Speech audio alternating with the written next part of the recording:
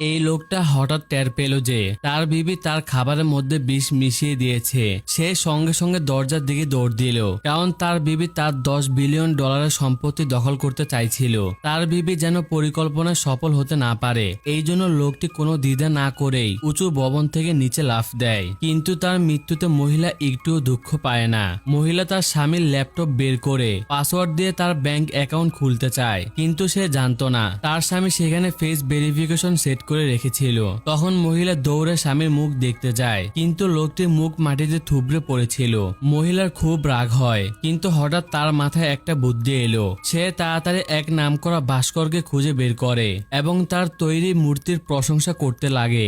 মহিলা ভাস্করকে মিথ্যা বলে তার স্বামীর মৃত্যু হঠাৎ ঘটেছে, আর সে চায় স্বামীর স্মৃতি ধরে রাখতে আর একটি ভাস্কর্য বানাতে বলে। অনেক অনুরোধ করার পর ভাস্কর রাজি হয়ে গেল। কিছুদিনের মধ্যে তাকে একটি বক্স ডেলিভারি করা হয়। যখন মহিলা বক্স খুলল তখন সে অবাক হয়ে যায়, কারণ ভাস্কর্যটি তার স্বামীর মতো একেবারে হুবহু দেখতে। তারপর মহিলা আবার পাসওয়ার্ড দেয় এবং ভাস্কর্যটির দিকে সেটি ঘুরিয়ে দিল।